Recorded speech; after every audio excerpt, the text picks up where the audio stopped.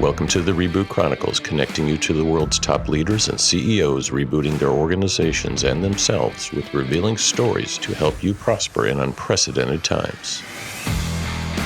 I'm your host, Dean DeBias, and as a serial CEO who's led dozens of companies that created thousands of jobs and billions in revenue, my passion is uncovering powerful lessons that can inspire you to reboot your organization, your career, and your life.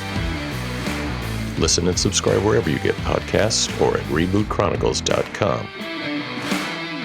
I'd like to welcome Crate & Barrel co-founder Gordon Segal to the Reboot Chronicles. You know, I met Gordon almost a couple decades ago and got to know him while I was teaching at his alma mater, Kellogg Northwestern. But I'm going to take you back a little bit, a few decades back before that. Fresh out of college in the 60s, Gordon and his newlywed wife, Carol, cobbled together $17,000 and opened their first store in an abandoned Chicago elevator factory. And with no cash to spare, of course, they displayed their European housewares essentially on the crates and the barrels that they were shipped in. And alas, a brand name was born.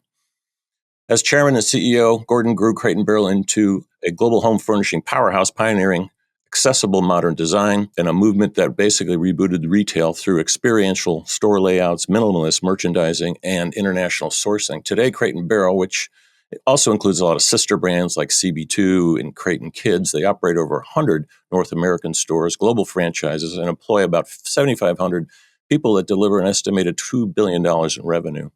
Today, Gordon continues to create what's next through his philanthropic endeavors, including Northwestern University, and his family office investments at Prairie Management Group. Gordon, good to see you. Nice seeing you. Glad to be with you.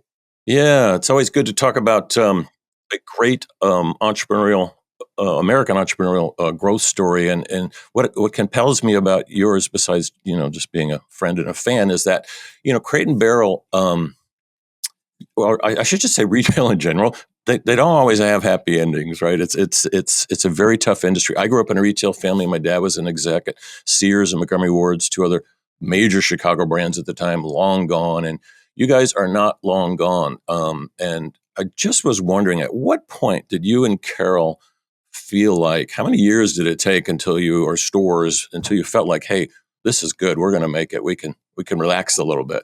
Well, we started, let's say, at the very end of 62, so 63 was our first full year. And we did $100,000 that first year. And it wasn't until we opened our fifth store, which was Michigan Avenue and Chestnut Street, one-level store with a basement area, that when that became successful, after about a year being there, we certainly could relax and feel a little more comfortable. But every store we opened, to us was always a challenge. So it's, and we only made one or two mistakes, and I'd say the first 30, 40 stores.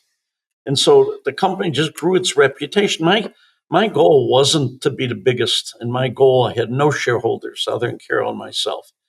And my goal, which is also amazing, and not to necessarily say I had to grow big to be big. We wanted quality, and we took a lot of time training our staff. And it wasn't just saying, here's the cash register, here's how it works, and do your best. We really talked about the merchandise and how we found it and what the designers were thinking about. Yep. We spent a lot of time educating and planning our education and making sure each sales associate in those days knew everything, that we were going overseas every year, sometimes twice a year, finding unique glass factories or potteries or stainless steel factories or kitchenware factories. And we just got, I wouldn't say lucky, we just love doing it. And when you love something, you're usually successful at it. And I think I imbued my senior staff, even then, and my sales associates, as we were small, and I knew most all of them, the first 5-6 stores, was really to love this business. And if you don't love this business, you shouldn't be in it. And our goal was to take young people and educate them about what our products were, and then have them educate and develop relationships with customers. And that worked very fine. Now, remember, in those years, we were absolutely just in the tabletop and kitchenware and textile business. We weren't in the furniture business per se. And so, our stores were about anywhere from 7,000 to 10,000 square feet. we had a very tight organization. I was able to choose some terrific people for our small headquarters. I eventually found a lady named Barbara Turf who worked in several stores of ours, joined me part-time. I convinced her to work full-time. She'd been a school teacher, and she ended up eventually to be head of personnel, and then I put her in merchandising, and eventually she succeeded me. And she just had the most marvelous, fun personality. And we tended to hire people who grew up within the stores. We tried several times to bring retailers from outside, but our culture was so inbred in a nice way that we found that the best way to grow the company was to develop the leadership internally. Right. And you and Carol had such I don't know if it was you or Carol that had the design. The design eye was just incredible, but you brought this flair to this simple, more minimalist flair to the stores. And stores did not have that back then, those of you that weren't around. But you also taught the industry how to go to Europe and source unique products. I mean, a lot of the retailers copied you, right? But it Right. doesn't always scale in thousands of stores, but in hundreds. It's amazing what you pulled off without any outside funding. Like most big companies, eventually sold out majority of the interest, and took a different role in the company. It's always different when the big dog investors come in or buy out most, if not all, of the shares. What was that transition like for you personally, given that it was such an intimate brand? Well, so we started in 62, and in 98, looking at our company, I determined strategically where we were at that time I think, about $350 million of sales. But we were very weak in the direct marketing area, where Yeah. our biggest quality competitor was Williams Sonoma, which was doing about 50% of their business in direct marketing. And we were doing, I think, 7 or 8% in direct Yeah, and marketing. back then, direct marketing was catalogs, and online was still Yeah, very, very so young. no online, very little. Yeah, I was being polite. I chose a partner who ended up being the Otto Group in Hamburg, which was the biggest direct marketers in all over Europe. Yeah, They had direct marketing companies in every country in Europe. And I'd met them before trade shows, not trade shows, at the National Retail Federation. And I NRF. liked Mr. Otto. And we had several conversations. We flew over, we talked, they came over here. And basically, I established a relationship where basically they'd leave us alone. I had a 10-year contract. I just had to retire at 70. Their retirement age in Hamburg was 60 for the executives. Um, Yeah, uh, so I pushed up for that. you're a good negotiator. Yeah, and basically we literally learned a lot from them in direct marketing. And I remember 2 years after we were partners, we were in a meeting and I said, "You guys should start working on the internet." And I said, "What's the internet?" So today the internet's about 56% of our turnover, you Right. know. And obviously they helped us develop our catalog business, our mailing lists, our eventually with helping us with the internet. And we became very good at all of these aspects of our business. We've developed much bigger and better distribution centers, fulfillment centers. Alone, that we did internally. I had a terrific executive named John Ling who took over logistics. Barbara Turf headed merchandising. And we built a terrific team. And by the time I retired, we had already, I think we were about a billion, 200,000. And since I retired, and that was 68, the business has developed about 2 billion too Right. now with, real good earnings. And finally, after three attempts at hiring key executives, CEOs, they made three different attempts. They lasted about 2 years each. They couldn't find somebody who really could take the company forward.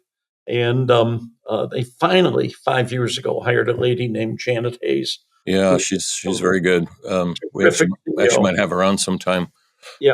Can you just tell me a little bit more about that? So, a lot of CEOs get lost. A lot of CEOs come in and they change the brand and the culture. A lot of them come in and just screw up all the channels and merchandise, whatever. So many things that can go wrong in a retail dashboard.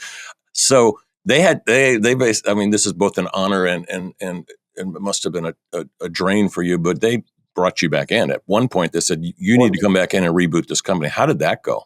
Well, for you personally? what happened when it wasn't an initiative I wanted, their chief financial officer came over, who I didn't know, came over and introduced himself one day and basically told me, Gordon, this company's in trouble. Inventories are skyrocketing and sales are declining and our inventory is bulging. And I talked to my friends back in Hamburg and I said, you got a really nice guy running this business. They put a young German fellow who had a really nice personality and everything, but had never been in retail. And their head merchant was a Slight lady, problem. yeah, which is a lady who runs CB2. But somehow she came into this role and she just tried to change everything at Crate and Barrel, way up marketed the product line. Sales were declining. So, at our discussions, they eventually met with those two executives and put the chief financial executive. They promoted him to the temporary CEO, lasted about a year. And they asked me to come back to worry about merchandising and work a little in marketing, which I did. And I'd spend about 6, 7 hours a day over there. Our offices are just about 300 yards away, in a different building. But I went back for a year. We fixed the problem. Within a few months, we reversed the declines and increased the sales and reduced the inventories. And actually, it was very interesting. I realized times were changing. I realized the business was changing. Yeah. But it was fun going back. And then after that, they appointed a lady from Tesco in England to head all their retail. They had at that time 3 or 4 other retail concepts in Europe that they owned. And she came in, but she ended up to being quite an arrogant lady. And her personality, she chose a guy who never should have been put in charge Yep. of the company and who I really objected to. And he ran it for another 2.5 years, not doing well at all. And she finally relieved him and decided to take the job herself. And she figured it was living in Winnetka was better than living in Hamburg. And she thought she was a merchant, uh, but she wasn't a good leader for the company. She Yeah. wasn't Yeah. a merchant, and the company went into stale. It became stale, and it became Cardiac arrest sometimes. yeah. And then they finally hired the current CEO about 5 years ago, Janet Hayes, and she's had the background having been at Williams Sonoma, run the kitchenware stores, Right. and she her whole life from being a teenager on had been in retail, and she just was. She is terrific, and we have Perfect fit. we have lunch every couple months and sit and talk about issues. But she really has it well under control, and the growth and profitability has been great. Now, of course, we're sitting here trying to figure out Trump world and So how it's going to be very deleterious to all retailers who, especially ones like ours, which have to find our product overseas. We do not have glass factories in America. We yeah. don't have stainless steel flatware manufacturers. We have very few potteries in America of any scale. I mean, the whole housewares tabletop business, we're not only good at, we have no skills, and those skills take a decade to develop. Now, our furniture business is all made in America, basically. Is Other it than really? Well, that's yeah, refreshing to hear because other I don't hear that very often. yeah, That's good.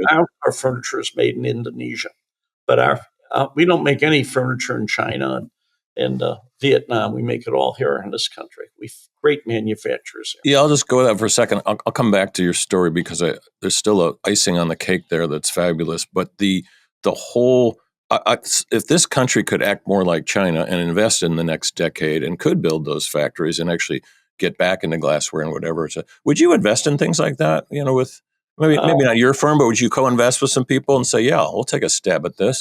not in the glassware or the flatware business. It takes years to develop the quality and the skills. Yeah, And a lot of these skills are traditional in Germany or in Portugal or in craftsman Eastern skills. Europe. But you can't get anybody who wants to blow glass today. You can't get anybody, if you I've go done to it myself. It wasn't pretty. this is really hard work. And these families, I mean, the people in the factories worked in them for the multi-family generations, and Yeah. they have the taste and the style and the quality that you can't find there. Even in Southeast Asia, they're now getting a little bit better at making porcelain because of the Chinese knowledge of making porcelain and everything else. But we don't buy any China or very little from China itself. but we buy it from Vietnam and whatever. But most of the porcelain we buy still comes from Europe. And we have, I think, one factory in the United States Yeah. uh, out in the West Coast. But Yeah. there's just, when Trump talks about putting duties on these things, like, you can't change this in a year.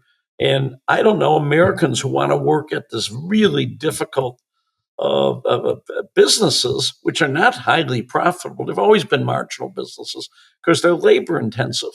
And it's not working a nice, clean machine line. It is really working in a hot, dirty, often factory. It's craftsman work.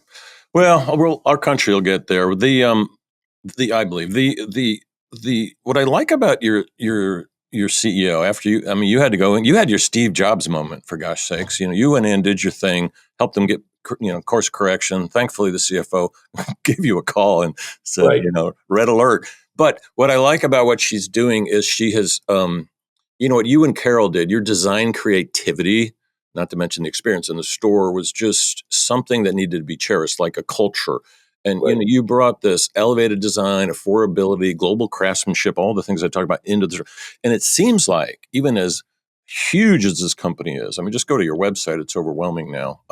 They've kept that. It almost feels like you and Carol are still curating things. That doesn't happen in a lot of disastrous retail takeovers I've seen. right. But it Well, sounds like it took you guys a while to get there. A couple reboots. You got to burn through a few CEOs along the way. right. It did take a couple reboots. And, Janet was a really good choice. And she has the skill and the understanding of retail, and she respected the Crate and Barrel and what it stood for. Why she joined us was she felt it was a brand that she could just elevate and didn't have to change. She didn't have a big turnaround situation. The company was still That's healthy. It that's a wasn't good like lesson. it Yeah, yeah. was money.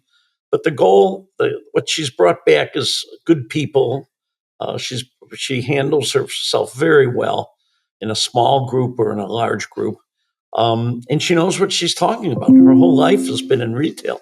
She told me, I think she started at Macy's in San Francisco when she was 17 years old or something. Wow. So it was, she knew American retailers. She knew Williams Sonoma well. She knew a lot of the vendors we shared together. I mean, Chuck Williams and I started back in, I met him at some houseware shows in 1963, 64. He, in fact, connected to me to our French agent we both were using for many, many years, buying an office in Paris. And, Chuck and I were often friends together. And, he had one little store in San Francisco, and I had a few small stores in Chicago. And we weren't national brands, and No. we were just looking for great new product. And the whole idea we had is, what can we find that's beautiful, unusual, and yet affordable? And that was really what the goal was. Yeah, And and you were things that, acting like national brands is what I liked. You had scale in mind, whether you knew it or not. right. And we were very lucky at that time. Julia Childs has just started on public television with her week Yes. program, so people got more interested in cooking. America was, all of a sudden you could fly to Europe in 6, 7 hours instead of 12 hours with jet traffic. Americans became a little wealthier. And at that time, when we started, the currency, American currency, was very strong. I mean, today, we had a euro, a dollar was worth 4 marks, Yeah, called a you had a mark. lot of power. Yep. The euro. A lot of purchasing power. Yeah, and today, I think the euro's $1.10 or $1.15. Yeah. It's For $1. almost 1 to 1. Yeah, so we have gotten much less able to buy at the great value and the great qualities that we were able to buy before, but we're still doing it. Yep. Some American prices have gone up for the consumer. What's you've taken a lot of risks along the way, like you started CB2, Crate Barrel 2, you started Crate Kids. What were some of the challenges that really got to you along the way here? I think the biggest challenge is when, by chance, I bought a friend's. Like one day, I got a phone call from a lady who said they owned a small store in Cambridge, Massachusetts, called the Upper Story. And Uh-oh. she called me and told me her husband just had a stroke and they got to sell the business. Well, I take a look at it. We were good friends at different trade shows, and I flew out there and spent time looking at it, and eventually bought this furniture company. Basically, it was they had some accessories and some design elements that we were familiar with. But basically, it was a furniture business. And we ran it I had a gentleman running it for about 4 or 5 years. He didn't work out. And then I put another two young men who had been in the design world with me here in Chicago. And I put them in charge, and they built that business tremendously, from $1 million business to a $7 or $8 million business in a 9,000 foot store. Wow. And it took us a number of years because we said, if we put furniture in, it's really going to change who we are. How are we going to do it? What are we going to do? Furniture is a much more serious business, and it's a much bigger product. You can't just put it in a UPS box and ship it. You No, really got to learn how the whole though delivery though mechanism. IKEA and Wayfair have figured it out, I'll tell you. Well, anyway, And you. we went in the furniture business. I think it was '89 when Yep. we opened Plaza Del Lago in Oak Brook, and we built a new building on Michigan Avenue for it. And we added second floors to all of our stores. We built new stores. So we had to go through this whole tradition of going from 10,000 square foot stores to 25, 30,000 square foot stores. But we built, I don't know, during my tenure, about 85 of them. And then now there's, I think, 110. But we had to go through the transition of building stores that were bigger, and part of the stores were serious furniture, beautiful, wonderful quality. We made most of the upholstery here in the United States. We're importing some very interesting Scandinavian cabinetry from Denmark and Sweden that had been refurbished and refinished. So we didn't want it to be ultra modern furniture. We wanted it to be comfortable, serious, clean, well designed furniture that everybody could see in their homes. Everything we've ever done was to be very practical, whether it was kitchenwares or whether it was china and glass and tabletop. It was what a typical couple could buy and put in their home and make it a broadly acceptable brand, while it was always tasteful, good quality, and fair pricing. We never took high margins. That's Department that's quite a punch list to hit. That's not easy. department stores had a theory that they'd bring in imports and they'd mark them up high. Yeah. We brought in imports and marked them almost like we'd mark a domestic vendor for many years. Maybe now it's slightly more, but the markups we always had were sharper. We were better priced than Williams Sonoma. We were better priced than Marshall Fields, Carson Perry Scott, or any of the domestic competitors. And so over time, and it took time for customers to find us, but when they did, they were pleased with the price, the style, and the quality of what we delivered. Yeah, and the experience. The experience. I mean, I've been shopping for furniture myself, being new to Florida. It's time to change out your furniture, apparently, and I'm overwhelmed. Actually, you guys have a store here. I haven't even been to that yet, but it's everyone sells everything now. It's almost too much, and then you end up at a Crate and Barrel store. And it's like to me, it's like the experience is. The Well, experience actually makes you want to visualize this stuff in your house, not even using an app, just sitting on it and kind of engaging yourself.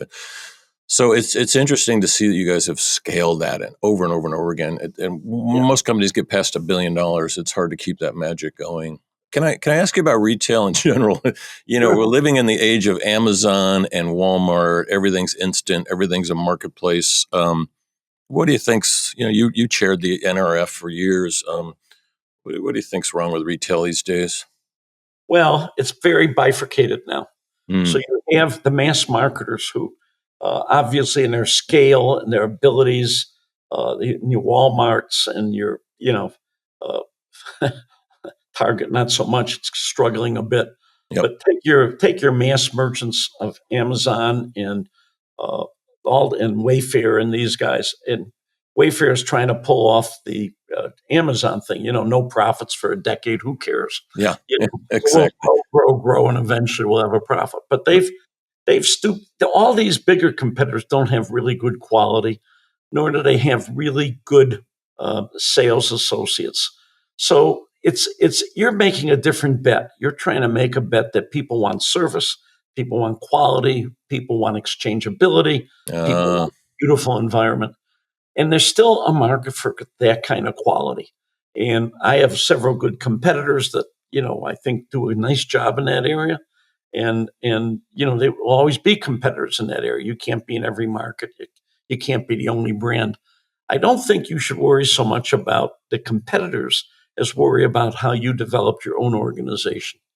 And like, Carol and I became friends with Stanley Marcus. He came to Chicago often to see a good friend of his who was um, uh, running a major clothing company here. And he got to know us, and eventually he convinced us to come down to Dallas with a store. But, so he always used to say, We're talking Neiman Marcus. Neiman Marcus, and he says, you don't train sales associate, you educate them, you train kids. Good lesson. You don't train people. And he said education's important. And we'd spent an enormous amount of time. We put together manuals about all of our products. We spent every Saturday morning with an hour lecture about new arrivals. We spent a lot of time with new associates, educating them about why we bought our product. We've sort of produced I was working with my major art director who for years did all our ads and catalogs and everything. Unexpectedly, he died of cancer when he was only about a third of the way through. But he really, in reading what he's written, and we're publishing it for internal purposes, but reading what he did and how he did, it was so evident that the education. He worked as a part-time salesperson, by the way, before he became an art director. He worked at Y&R for his regular job, but worked part-time for Crate and Barrel.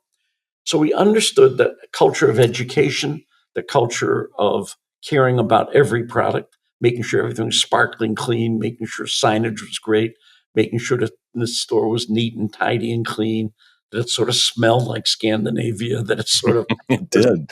early years we were heavily, related to Scandinavian Yep. products, Yep. Mecco and the glass factories in Sweden and the Danish wood. And, it was interesting thinking about how we found all these people. We'd meet one factory and ask them about another factory, or we'd go through a trade show in Frankfurt or Cologne or Copenhagen and whatever. And, you'd meet friends who knew friends and said, take a look at this.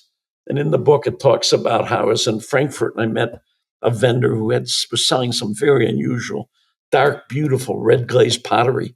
And he told me that the potter was guy named Gerard Hoffman down in Valerie, down in Provence. And we loved it so much. Carol and I hopped on a train and went down to Provence. And it took us 3 days to convince Gerard Hoffman to sell to us because other Americans had come along, department stores or big stores, bought his pottery, gave him a big order, and he built his company. And then they never sent him a reorder. And so he didn't want to sell to an American. And we committed to him.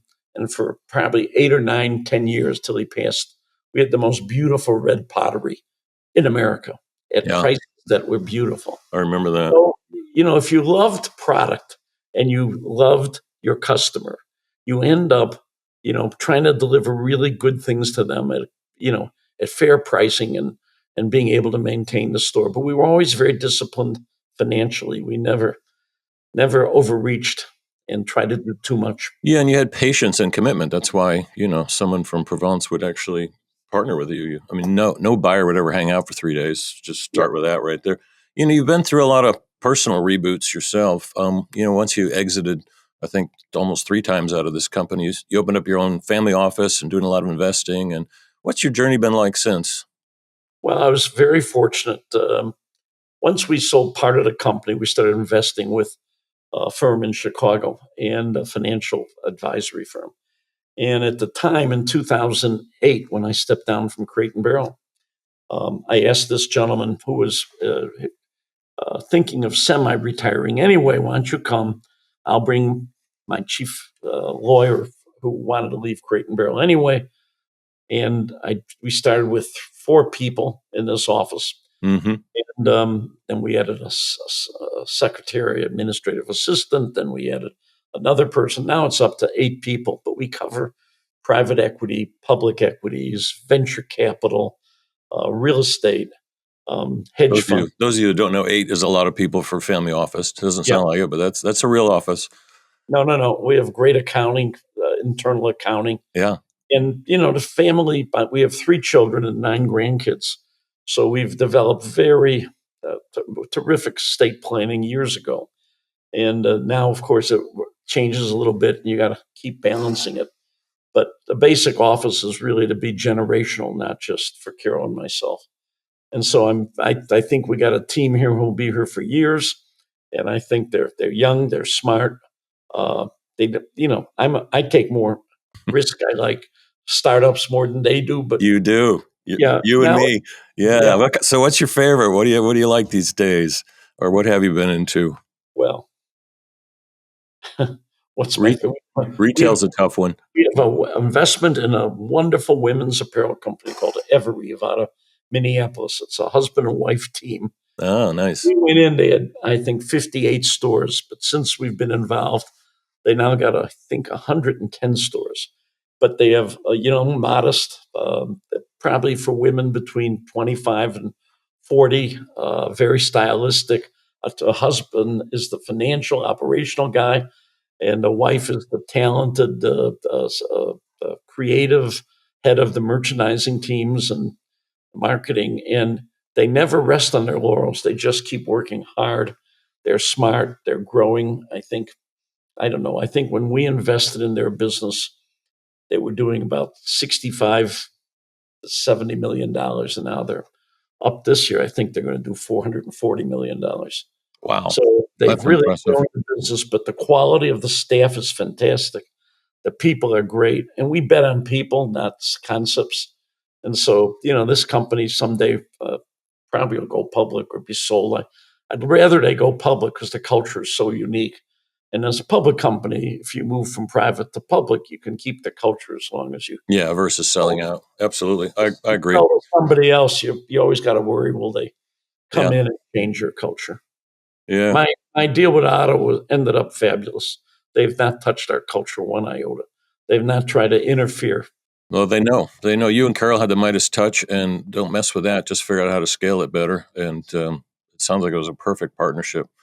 Gordon, thanks for the stories today. It's been absolutely wonderful. We could go on for hours, I'm sure, which we will next time I see you. But appreciate you coming on. Thank you.